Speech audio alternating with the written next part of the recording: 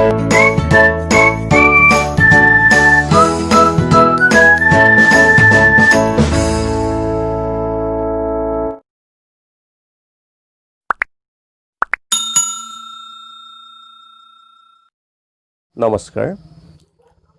Online academy অসমলৈ সকলোকে স্বাগতম আজি আমি দশম শ্ৰেণীৰ অসমীয়া সাহিত্য চয়নিকাৰ হৰে কৃষ্ণ ডেকাৰ দৃশ্যান্তৰ কবিতাটোৰ বিশ্লেষণাত্মক আলোচনা কৰিম আৰম্ভণিতে আমি কবিতাটিৰ সৰব পঠন কৰিম দৃশ্যান্তৰ কবি হৰে কৃষ্ণ ডেকা 25 বছৰৰ আগতে এই ঠাইতে এজনক লগ পাইছিলো আলি কেকুৰিটো আছিল কেঁচা সময়টো আছিল গধূলি তেওঁ নঙলামুখত বিচাৰি ফুৰিছিল নিজৰ ঘৰৰ পদূলি এটা পজা ঘৰ আকাশ ধিয়াই কেজোপামান কাকিনি তামোল ঘৰৰ দাঁতিত আগলি বাহৰ নমিত নমস্কাৰ পূৰ্ণজোনাৰ লণ্ঠনৰ পোহৰতো কুকুৰিকণা মানুহজনে নিজৰ ঘৰ বিচাৰি পোৱা নাছিল ওচৰত সহায় হাৰথি কেউ নাছিল মই যেতিয়া হাতত ধৰি তেওঁক আগুৱাই দিছিলো কৈছিল বৰ শান্তিত আছো এই পজাতিত আজি এই ঠাইতে লগ পালো আৰু এজনক বৃদ্ধ নিউব্জ দেহ বয়সৰ চিন নোহোৱা হলে মুখত 25 বছৰ আগৰ হাইলা সাঁচ হাতমহলীয়া ঘৰৰ বাহিৰত তেওঁ ৰৈ আছিল ওচৰে পাজৰে আন কেইবাটাও অট্টালিকা এটাতকৈ আনটো ৰূপ চৰা সন্ধ্যা ভগাৰ বহুত পাছতো মানুহ পিয়াপি দি ফুৰিছিল চশমাৰ তলেৰে সন্দেহেৰে চাই তেওঁ মোক সুধিলে হে ৰাও চিনাকি মানুহজন তোমাক কি লাগে হে ইয়াত ভাড়াঘৰ বিচাৰি আহিছা এই কুবেৰৰ মহলাত ক'ত পাবা আৰু পালেও কি শান্তিত থাকিবা ইয়াত মৰিলে দাহ কৰিবলৈ এজন মানুহ নাই জখৰ পোৱালিহতে কাক কোনে চায়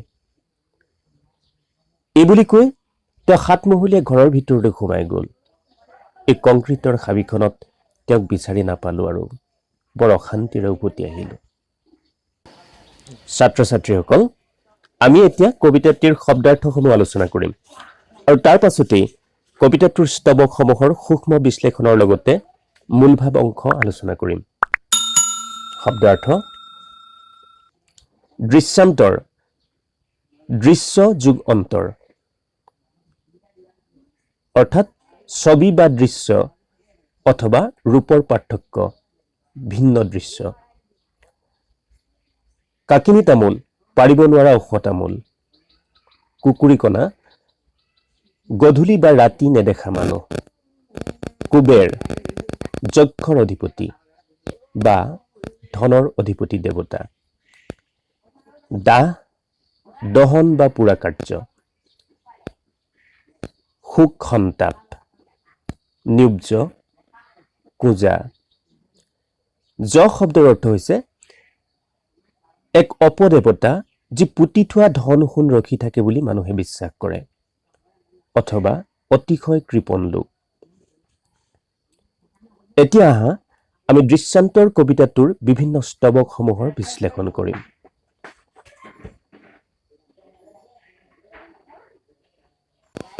সংক্ষেপতে দৃশ্যান্তৰ কবিতাটিত কবিয়ে এক নিৰ্দিষ্ট স্থানত কোনো এজন ব্যক্তিক লগ পোৱাৰ কথা উল্লেখ কৰিছে সেই নিৰ্দিষ্ট ব্যক্তিজনৰ জৰিয়তে কবিয়ে সমাজ জীৱনৰ দুখন ভিন্ন ছবি প্ৰতিফলিত কৰিছে এফালে গ্ৰাম্য জীৱনৰ সুখ সমৃদ্ধিৰে ভৰা শান্তিময় পৰিৱেশ আৰু আনফালে নগৰীয়া দুৰ্ঘটনাপূৰ্ণ জীৱনৰ চৰম শূন্যতা আৰু অপ্ৰাপ্তিৰ ছবি দাঙি ধৰিছে এতিয়া আমি প্ৰথম স্তৱকলৈ আগবাঢ়ি যাওঁ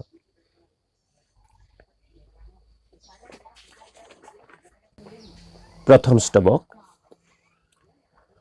25 বছৰৰ আগতে এই ঠাইতে এজনক লগ পাইছিলো আলি কেকুৰিটো আছিল কেঁচা সময়টো আছিল গধূলি তেওঁ নঙলামুখত বিচাৰি ফুৰিছিল নিজৰ ঘৰৰ পদূলি কবিতাটিৰ প্ৰথম স্তৱকত কবিয়ে 25 বছৰৰ আগতে লগ পোৱা কুকুৰিকণা ব্যক্তিজনে সন্ধিয়া নিজৰ নঙলামুখত নিজৰ পজাঘৰটো বিচাৰি ফুৰিছিল। ইয়াত কেঁচা আলি কেঁকুৰিটোৰ জৰিয়তে গ্ৰাম্য জীৱনৰ এক নিতুল ছবি দাঙি ধৰিছে।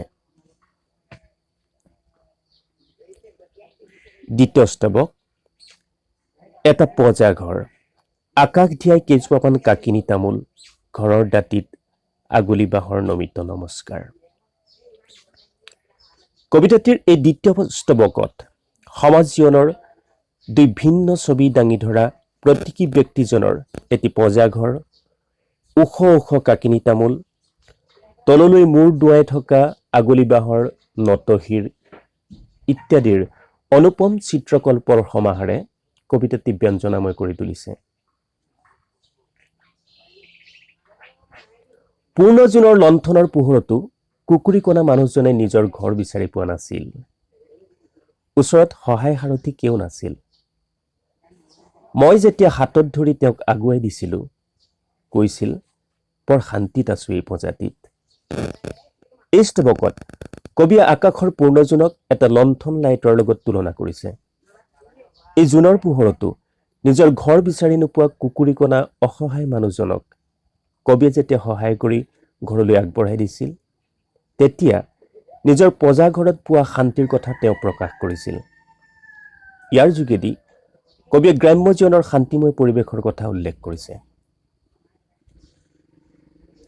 পাছৰ স্তৱক, আজি এই ঠাইতে লগ পালোঁ আৰু এজনক, বৃদ্ধ নিউজ দেহ, বয়সৰ চিন নোহোৱা হলে মুখত 25 বছৰ আগৰ খাইলা সাঁচ। সাতমহলীয়া ঘৰৰ বাহিৰত তেওঁ ৰৈ আছিল।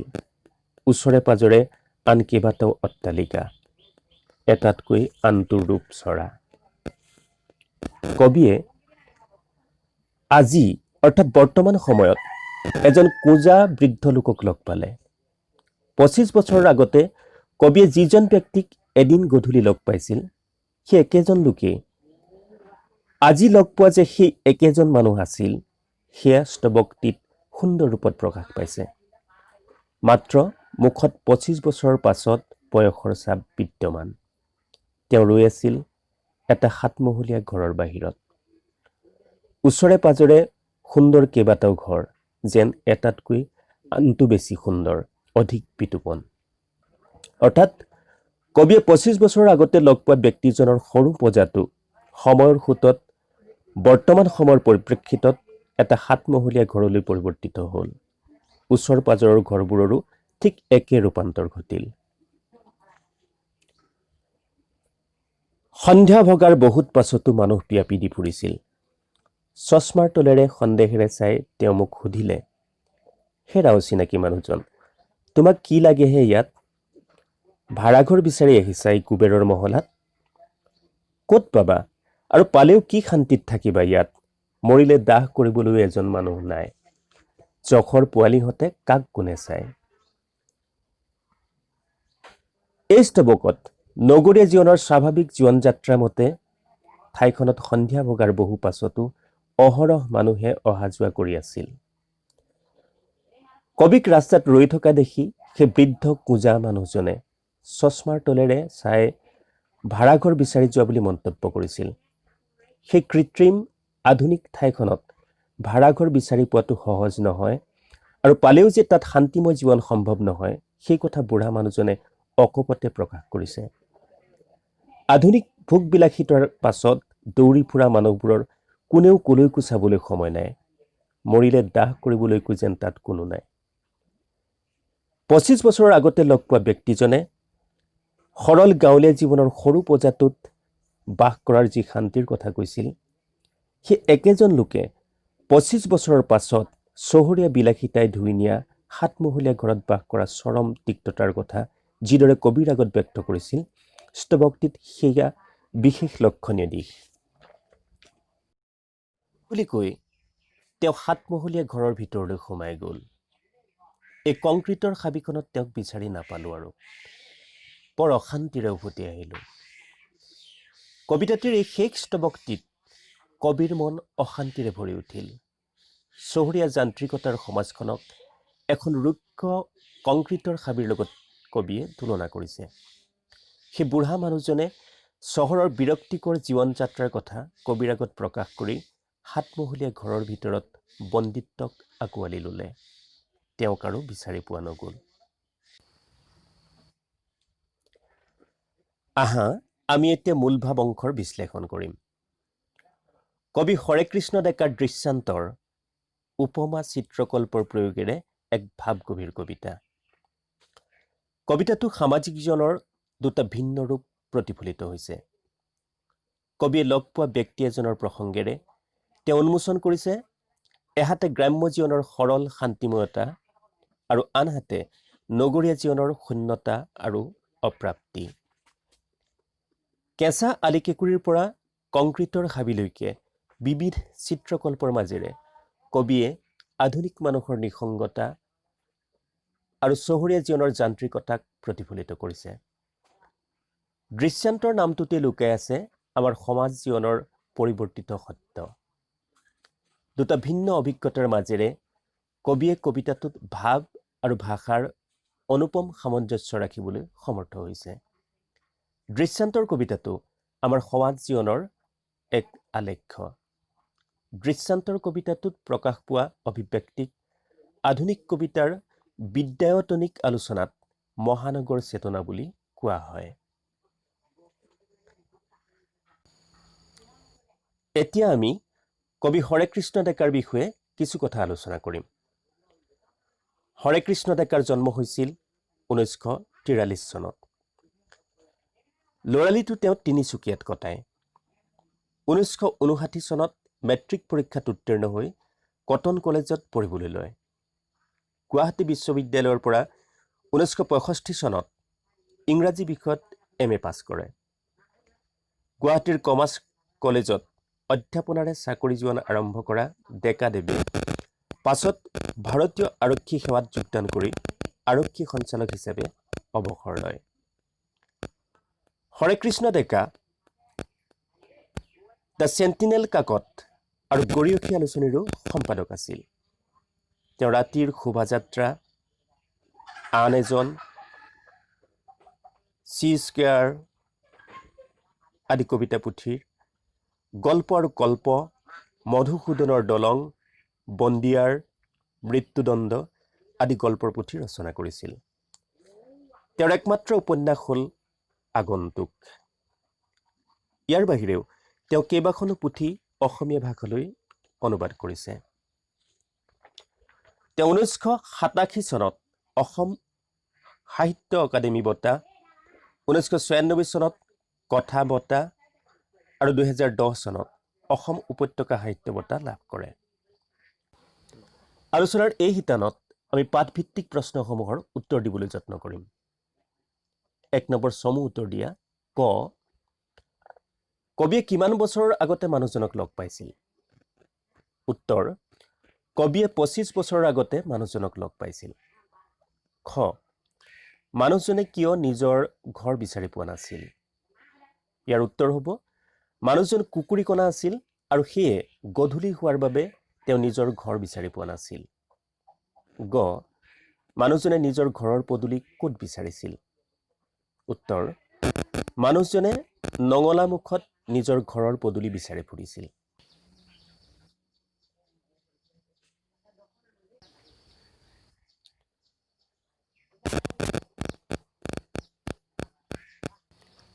ঘ, মানুহজনৰ ঘৰৰ দাঁতিত কিহে নমস্কাৰৰ ভংগীত আছিল? উত্তৰ, মানুহজনৰ ঘৰৰ দাঁতিত আগুলি বাঁহে নমস্কাৰৰ ভংগীত আছিল। 9 নম্বৰ প্ৰশ্ন, কবিয়ে কেনে সময়ত মানুহজনক লগ পাইছিল? ইয়াৰ উত্তৰ হ'ব, কবিয়ে গধূলি সময়ত মানুহজনক লগ পাইছিল। এতিয়া আমি 2 নম্বৰ প্ৰশ্নলৈ আহিম। সাতমহলীয়া ঘৰৰ বাহিৰত ৰৈ থকা মানুহজনে কবিৰ সৈতে কি কি কথা পাতিছিল তোমাৰ নিজৰ কথাৰে লিখা? উত্তৰ, সন্ধিয়া ভগাৰ পাছতে যেতিয়া সাতমহলীয়া ঘৰৰ বাহিৰত ৰৈ থকা মানুহজনে কবিক দেখিলে তেওঁ ধাৰণা কৰিছিল যে কবিয়ে নিশ্চয় ভাড়াঘৰ বিচাৰি তালৈ গৈছে। কবিক তেওঁ কৈছিল যে সেই ঠাইত ক'ত তেওঁ ভাড়াঘৰ বিচাৰি পাব আৰু পালেও তাত তেওঁ শান্তিত থাকিব নোৱাৰে, কিয়নো কেৱল অৰ্থ আৰু ভোগ বিলাসত ডুব গৈ থকা কৃত্ৰিম চহৰীয়া অঞ্চলত মানুহ কেৱল নিজক লৈ ব্যস্ত। কাৰোবাক দাহ কৰিবলৈকে যেন তাত মানুহৰ অভাৱ। এইখিনি কথাকে মানুহজনে কবিক কৈছিল। ৩ নম্বৰ প্ৰশ্ন, দৃশ্যান্তৰ কবিতাটোৰ মূল ভাৱ লিখা। ইয়াৰ উত্তৰ আমি ইতিমধ্যে মূল ভাৱ অংশত আলোচনা কৰিছোঁ। ৪ নম্বৰ প্ৰশ্ন, বৰ শান্তিত আছোঁ এই প্ৰজাতিত, কোনে কিয় এইদৰে কৈছিল? কথাষাৰৰ অন্তৰ্নিহিত ভাৱ মোকলাই লিখা। ইয়াৰ উত্তৰ হ'ব ২৫ বছৰৰ আগতে এক নিৰ্দিষ্ট ঠাইত কবিয়ে যিজন কুকুৰিকণা লোক লগ পাইছিল, সেই লোকজনে কবিক এই কথা কৈছিল। গধূলি হোৱাৰ বাবে নঙলামুখত মানুহজনে নিজৰ পঁজাঘৰটো বিচাৰি পোৱা নাছিল। সেই বিশেষ ব্যক্তিজনৰ পঁজাঘৰটোৰ উদ্ধৃতিয়ে গ্ৰাম্য জীৱনৰ শান্তিময়তাৰ এখন ছবি দাঙি ধৰিছে। চহৰীয়া জীৱনৰ ভোগ বিলাস, নিসংগতা আৰু অপ্ৰাপ্তিক কৈ যে সৰল গাঁৱলীয়া সমাজখনৰ দুখীয়া প্ৰজাতিত বেছি শান্তি আছে, সেই কথা প্ৰকাশ কৰিবলৈকে ২৫ বছৰৰ আগতে লগ পোৱা ব্যক্তিজনে কবিক এনেদৰে কৈছিল। ৫ নম্বৰ প্ৰশ্ন, হেৰা অচিনাকি মানুহজন, তোমাক কি লাগে হে ইয়াত? কোনে কিয় কবিক এনেদৰে সুধিছে বুজাই লিখা। ইয়াৰ উত্তৰত আমি পংক্তি বিশ্লেষণত বিস্তৃতভাৱে আলোচনা কৰিছোঁ। ৬ নম্বৰ প্ৰশ্ন, দৃশ্যান্তৰ কবিতাটোত কবিয়ে কিদৰে পৰিৱৰ্তিত সামাজিক জীৱনৰ ছবি আঁকিছে তোমাৰ ভাষাৰে বুজাই লিখা। ইয়াৰ উত্তৰ হ'ব দৃশ্যান্তৰ কবিতাটো সামাজিক জীৱনৰ ৰূপ প্ৰতিফলিত হৈছে। কবিয়ে লগ পোৱা ব্যক্তি এজনৰ প্ৰসংগেৰে এহাতে উন্মোচন কৰিছে সৰল গ্ৰাম্য জীৱনৰ শান্তি সমৃদ্ধ গ্ৰাম্য জীৱনৰ ছবি আৰু আনহাতে নগৰীয়া ৰুক্ষতাপূৰ্ণ জীৱনৰ শূন্যতা আৰু অপ্ৰাপ্তি। ২৫ বছৰৰ আগতে কবিয়ে লগ পোৱা ব্যক্তিজনৰ